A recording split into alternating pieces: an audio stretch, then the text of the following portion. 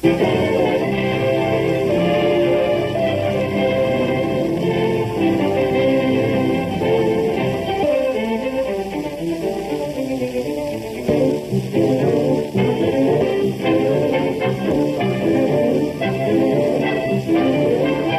step with the march of progress, railroad operating methods improved. The old highball signal gave way in time to the semaphore and to automatic position light signals. The old iron rail was replaced by the modern steel rail with a deep, safe roadbed. Wooden cars gave way to all steel construction. And to the original crudely operated brake was added a new invention, the air brake, which has contributed so much to make your railroad the safest form of transportation. By 1880, many thousand miles of track had been laid. The progress of America and the progress of its railroads became one and the same thing. Electricity was harnessed to the railroad. Tunnels were dug under the Hudson River so trains could go direct to New York City. And Pennsylvania Station became a reality, serving in the last 10 years alone more than 757 million passengers. The all-rail link with New England and the South and West was established. Industrial America sprang up along the railroads. Factories and jobs, steel plants and more jobs, and foundries. Our agriculture, our mines, our great mills, and oil wells. The whole national economy tied together by sinews of steel. The original 61 miles of track from Harrisburg to Lewistown became a system whose network of tracks totals more than 26,000 miles. From one passenger train each day to more than 2,500 trains every day. From one freight train twice a week to more than 5,000 freight trains every 24 hours. And transporting freight is the biggest job of all. From farm and factory and mine, carrying food and finished products and coal by the trainload. Coal to furnish power for industry. Heat and light for our buildings and homes. From one corner of America to the other, freight trains roll along, tying the nation together, keeping its business on the move. With railroads working as a team, making America a vast network of rails, a giant system for better and faster service.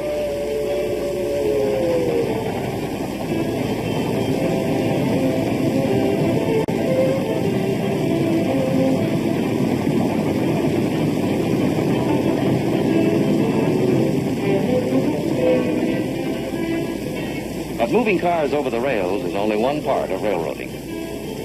Let's look behind the scenes of a great freight yard and see how cars are assembled into trains for fast through runs.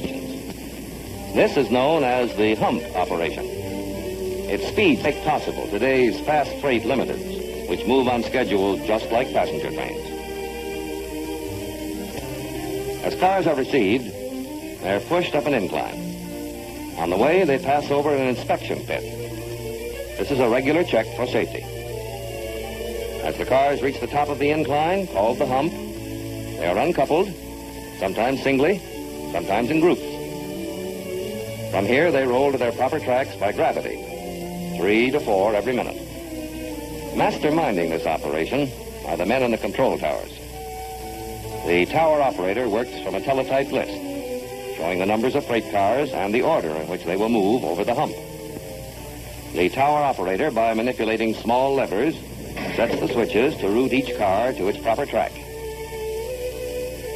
Another set of levers controls retarders, which reduce the speed of the car.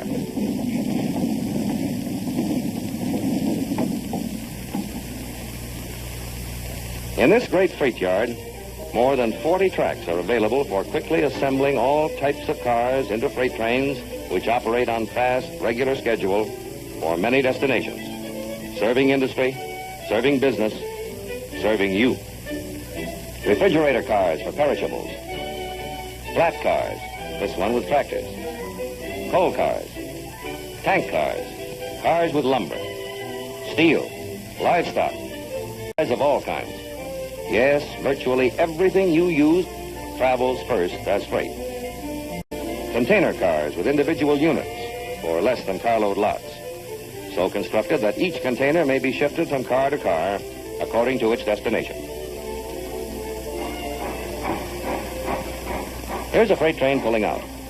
Let's go with it as it starts its journey, for this is the way America moves its goods, more economically than by any other means of transportation. In the caboose, members of the crew serve as lookouts, watchful of their train. From the shelter on the engine tender, a brakeman watches from the head end. In the cabs of both freight and passenger locomotives, an added safety precaution. Signal panels give the engineer and the fireman constant information about track conditions ahead. Those illuminated dots on the panels reproduce the wayside signals, regardless of outside visibility.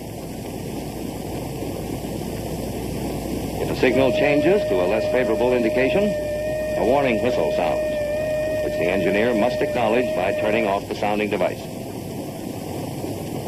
New technical developments, like radar, for instance, are constantly explored for their possible application to railroad safety and efficiency. Research never ends. Already, for added safety, there is now in operation the train telephone, in use on both freight and passenger trains. It is typical of the fruits of never-ending research. Engine Extra 6841 West, calling Mifflin Signal Tower. Engine Extra 6841 West, calling Mifflin Signal Tower. Over. Mifflin Signal Tower, answering Engine Extra 6841 West. Over. Making use of electric currents in the tracks and along telephone lines paralleling the tracks, two-way telephone communication is established between engine and signal towers along the route. From one train to another. And between locomotive engineer and crew members riding the caboose. Yes, I understand. I'll call you again when we pass Huntington. And so a nation's freight keeps rolling, keeping a nation's business on the move, providing also a link to foreign countries the world over. Some of these cars, loaded with coal, will arrive at seaports for ships that sail the seven seas. Others will go to inland ports for vessels that sail the Great Lakes. Coal cars by the thousands, unloaded at the rate of one every minute. An ingenious device known as a pig pushes each car up the incline.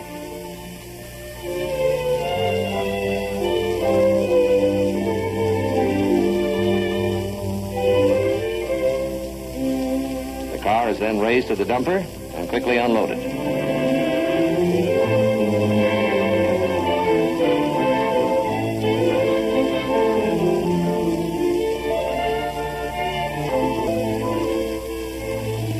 Other cars are destined for the car floats. At New York, for instance, much of the food and merchandise for the city is handled in that way. Cars loaded away to the grain elevator for storage until the ship is ready to carry on the journey. Other cars carry ore and minerals. When iron ore arrives by ship, these giant unloaders pick up 17 tons in a bite and unload a vessel in a matter of hours. This is the vital material which feeds our great steel mills. Vital because steel is the basis of American industry.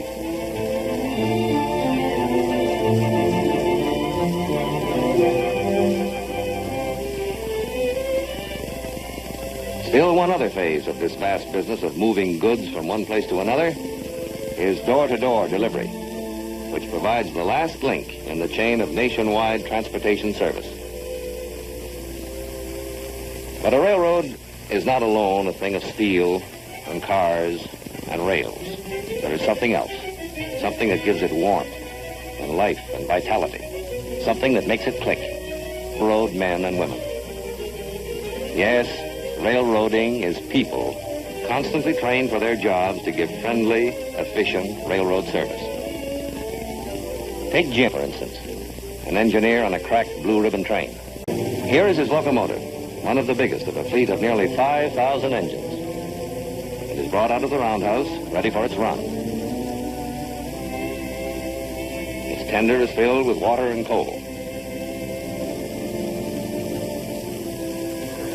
And now it will be coupled to the train.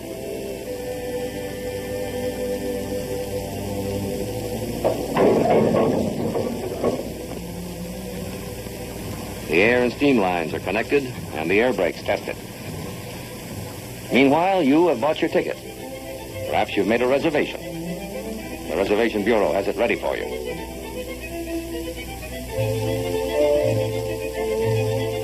You may prefer the savings and economy of the air-conditioned reclining seat coach. Or perhaps you prefer the air-conditioned parlor car.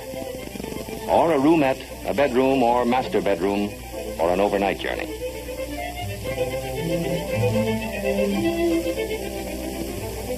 All aboard.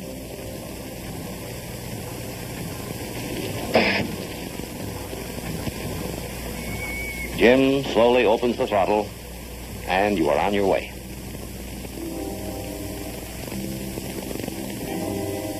Meanwhile, from the signal tower that controls the maze of tracks and switches at every large terminal, Jim's route out of the station is lined up. The model board displays every track, switch, and signal light leading into and out of the area controlled by the tower. The movement of every train within the area is indicated by changing lights on the board. Here we can follow the course of Jim's train as it moves out of the station.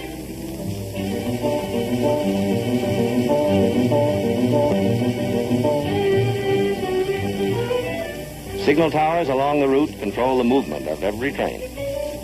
Meanwhile, meals are served in the dining car by men and women who, like all railroad employees, are constantly schooled in courtesy and efficiency. And passengers relax in comfort as the teamwork of a great organization makes their journey safe and sure through scenes of natural beauty.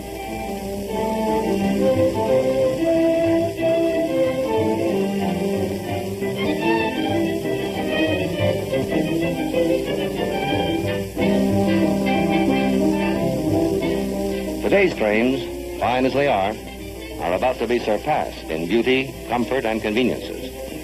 New cars and new trains, more individual rooms for the privacy of yourself and your family.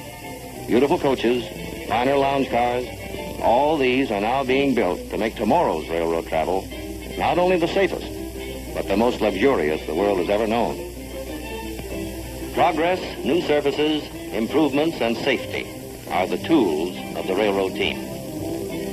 Jim is part of that team, and the most modern automatic electric signaling system in the world guides him safely on. Jim knows the organization behind his job, which includes an army of maintenance men who keep the roadway in shape. Track walkers are constantly making their rounds of inspection. Then there is the train dispatcher's office, which directs the movement of all trains and keeps a record of their progress. Jim knows, too, that every signal tower along the way will be notified of its progress, and that each tower will report his time of passing to the train dispatcher. He knows that every point in the system may be kept in touch with at all times. Messages of every kind are constantly sent and received by teletype. Telephone exchanges permit instant communication to all points of the system. This exchange, just one of many, is big enough for a city of 15,000. Electricity, too, plays an important part in railroading. In areas of great traffic density, electrification speeds operations. This is the power director's room, where electrified trackage and the necessary lines are shown on a giant chart. Hot lines are indicated by lights. In another room, the load dispatcher makes sure that the supply lines from the powerhouses to the railroad are functioning properly. A battery of instruments records the load on every line. This tremendous power is at the fingertips of the engineer of the electric locomotive. Still another important part of railroading is the building and maintenance of equipment. You do things big when you build for the railroads. Giant castings made in one piece become the frames for modern locomotives.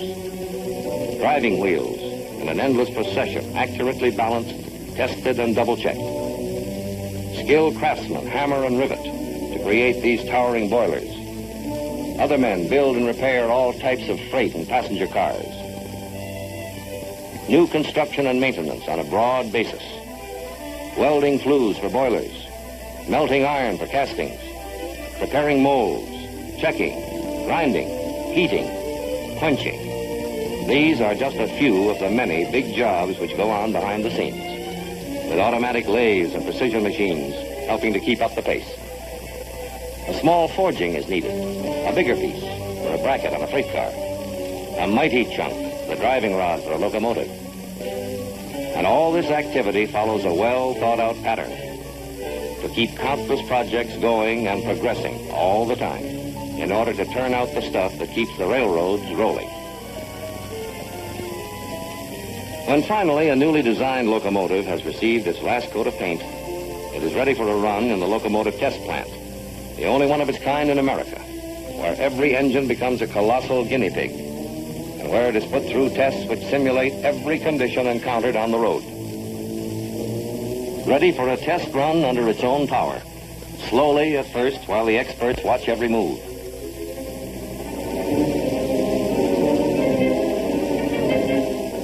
Then, gradually, the throttle is opened.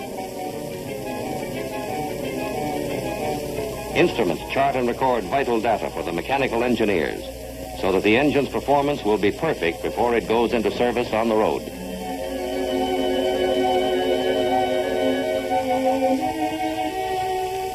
But let's go back to Jim. He has completed his run, which has taken him away from home overnight. He will rest now before his return journey in the railroad man's dormitory, built and operated by the railroad. Here he may wash up, meet with his fellow railroad men, play a game of cards, and get a comfortable rest. Meanwhile, the engines are thoroughly inspected, washed and cleaned, and made ready for their next runs. Many types of locomotives come in for their regular checkup. These are electric engines, powered by 11,000 volts through overhead wires. Here is one of the new diesels. Modern railroads use all types of power. This giant is one of a great fleet of newly developed multiple-cylinder steam locomotives, which are now ready to haul tomorrow's brand new trains. Here is the power for the new era of rail transportation. Power which already has been joined by a newly developed steam turbine locomotive, which operates without driving rods or cylinders. For this is the age of tremendous transportation needs, and mass transportation is, therefore, the keystone on which the progress of America depends. In the vanguard of that progress are the railroads, moving America's goods, its people, economically, swiftly, and above all, safely, ever at the nation's service.